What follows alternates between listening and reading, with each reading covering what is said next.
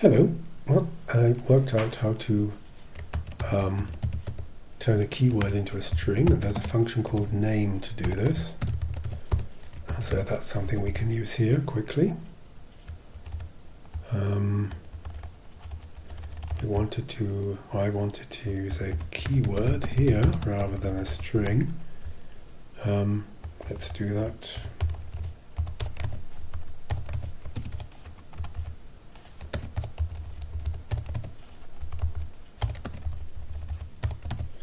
And then we can use the name function to turn it back into a string here. The trouble with using this here is that we're already using name for the player name, so that won't work at the moment. I'm going to have to change player name.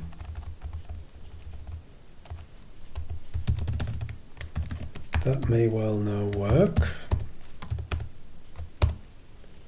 See.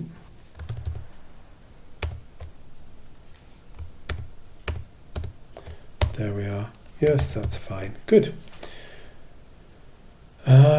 So, what's the next thing to do? Well, now we can get rid of all these questions. We don't need them anymore. We're not using them anymore. That can go.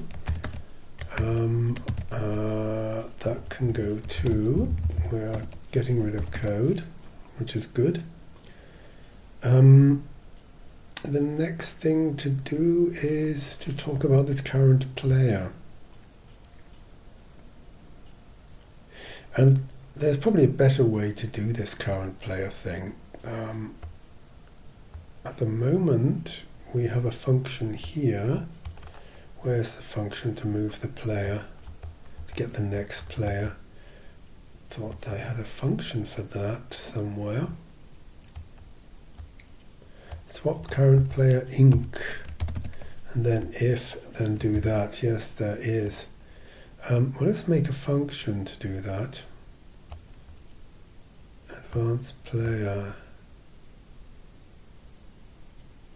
Yes, good. Let's make a function next player. Oh, something's gone wrong here.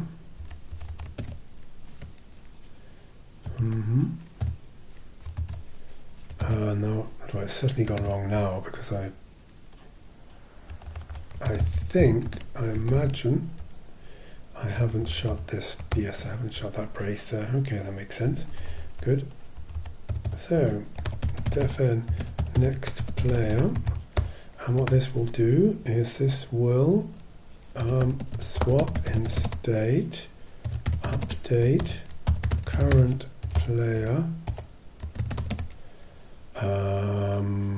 And what's the way to do this? What we could do is here num players, and then say that is get in its count of get in state players. Then we have the num players, and we can swap state update current player. It's a function which takes an e and an I, and what it gives us remainder of inc I divided by num players. I think this will work. That's one way to get the next player. It's similar to the current way of doing that, in that where is next player being worked out here? For example,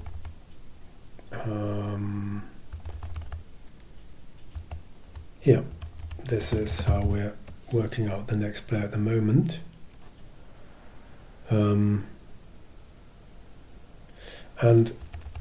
the way I just wrote this function up here is similar. Next player. But there's probably a better way of doing this, which is to keep current player always to 0, and we're just going to cycle or rotate the player's object. So if we have a function def, let's call it rotate, and that takes a vector, and then what it does, it makes a vector out of conj of rest of V with the first of V. I think that's going to work. Let's see. Rotate. No, it certainly doesn't like that. Oh, it's def n, isn't it? It's a function ed. Rotate 1, 2, 3. 1, 2, 3. That didn't work. Aha, we have to turn this into a vector. That's what's wrong. It needs to be added to a vector. Don't need that then there. And yes, that's what we need to do. So we can use this instead. So rather than having a current player index which is going up by 1, 2, 3, we just rotate the player's object. We can do it like that if we want to. The player's vector. That's one way. Let's keep with the index at the moment. And now we have to replace current player every time it occurs in this file, which is, I think it occurs quite a bit still. 1, 2, 3, 4, 5, 6, 7. Yes, there are a lot of instances of current player. This is one reason to, well, let's use the next player function then. Let's use the current way of calculating the next player.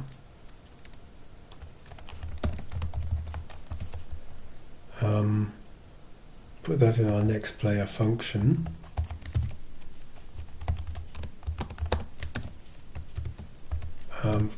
Comment that out at the moment, and let's just call next player every time. At the moment we're doing that. Here we are. So in this case we're going to do next player. That goes. Here we're going to do next player. That disappears.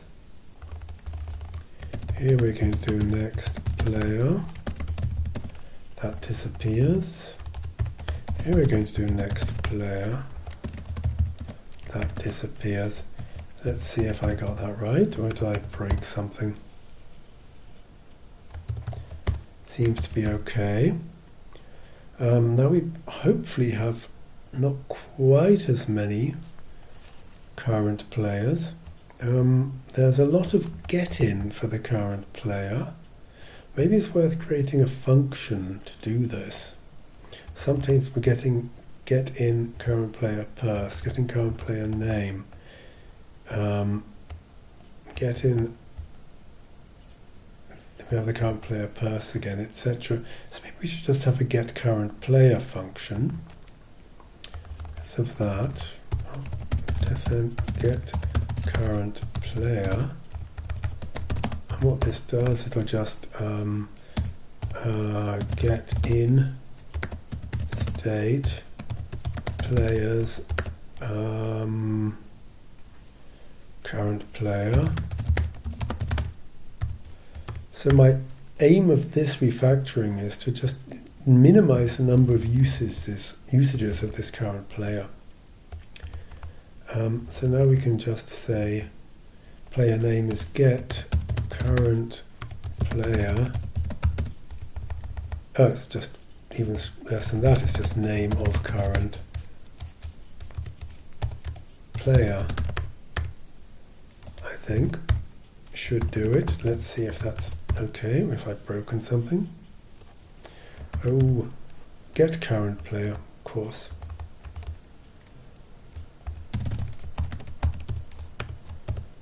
No. Oh, that's what I want. Yes, that's fine. So now we can do the same thing with place here.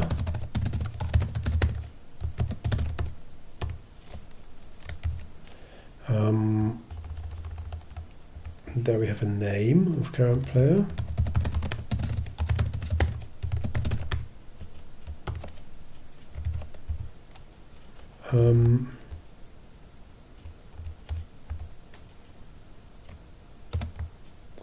Let's just replace this one.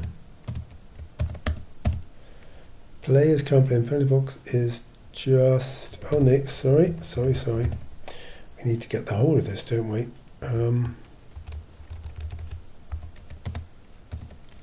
That's what we want to replace. And that's going to be in penalty box of get current player. Okay. What's the next one we want to do for the entire file? We can do purse.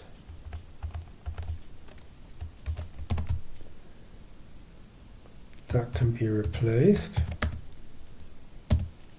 And it's just purse of get current player. And the next one is the name. We can get this.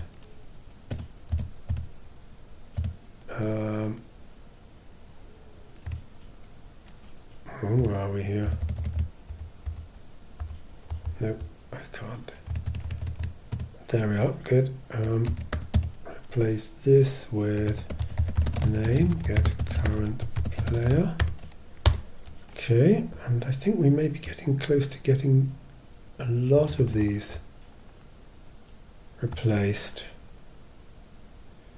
Good. Let's see what I broke, because I'm not sure that refactoring was good. Oh, it seemed to work okay. Let's see how often we are using, the current player. What's it called again? Current player we're looking for. So it's been used in next player. It's been used for an update in advanced player. Okay, it's used a lot less now. That's good. So we are getting close to getting rid of it. Where's the next place to get rid of it? Okay, it's been used mostly here.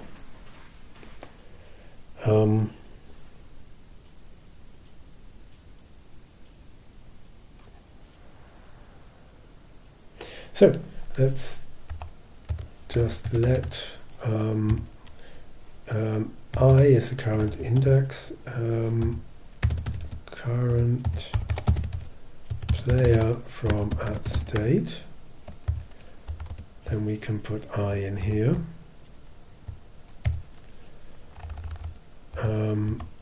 Then we can do the same thing here. Okay, that needs to be shut. Let I current player of state get in state I. Okay.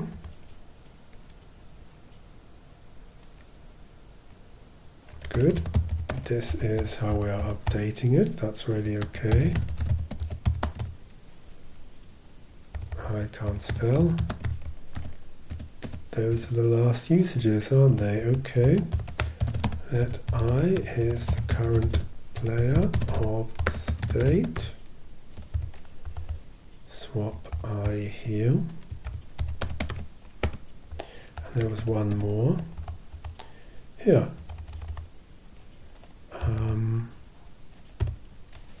I of current player of state. So again, I in penalty box true. Okay, let's see if I got that right or if I broke something. Good.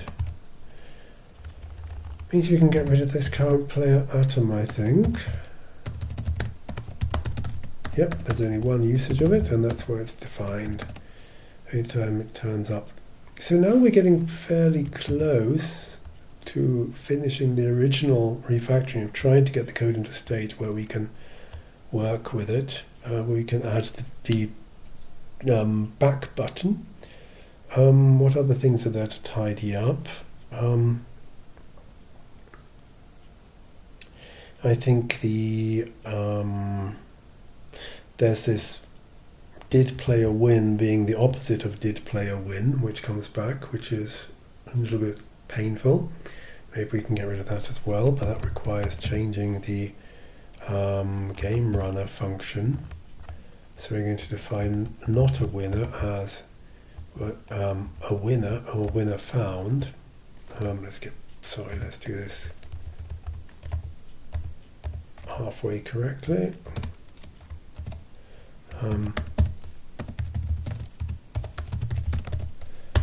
There, and we're going to define that as false if it's an if not, isn't there? Good. And now we've got to make sure we return the other answer. So wrong answer will now return false. And what's correctly answered will now return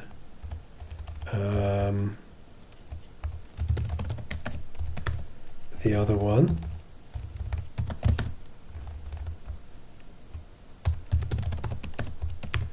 Let's see if I got that right. Or did I break something? E-shell, that's the one I want. Good, that worked as well. So now did player win? We can now correct which way around this works. And say did player win is if that equals 6. And did player win, we just have to get rid of the not here. Okay, and the same here. Okay. This makes it the code a little bit nicer. I don't like this, so let's change this to player 1. That looks much more Lispy to me than did player win. What else can we do? This block of code is the same as this block of code, apart from the spelling mistake. We can correct that now. Yes. So we could do that by just turning this around and saying, if not that, then let's make some variables for this. In penalty box is in penalty box get current player, and we need a getting out is get at it's just is getting out. Oh, we can switch on company mode, can't we, for this, of penalty box at state. Okay, and then we can say if and in penalty box not getting out. That's the only time we do that. Otherwise, we do this block. Okay. We do next player and false. Otherwise, we do this block. I think that's correct. Let's see if I broke something. Well, I'm going to break something because I've now corrected the spelling mistake. But that's the only thing which has changed. The spelling mistake has now been corrected. So I'm going to put that into golden copy 2. And from now on I'm going to test against golden copy 2. The spelling mistake has been corrected. Good. Okay, I think we're now fairly close to being able to get on to the interesting stuff. we've done the basic refactoring to move to just one bit of state, this atom here, and the next step, which I'll start in the next video, is all of these functions which modify state. Everything where there's a swap, for example, or there may be a reset, but I think we're only using swap. Are we using reset? No, we're not. We're only using swap. Everything which has a swap is now going to instead take a state and return a state. That's the basic idea. And that's going to move our access to this atom, to this state thing, out of all these little sub-functions and move it up to top-level functions. And in the best case, we will have one top-level function which manages a state, and all the other functions just modify and return a new state, and this one top-level function will have access to this atom and will change stuff in the atom. That's where I want to go with this. So see you in the next video.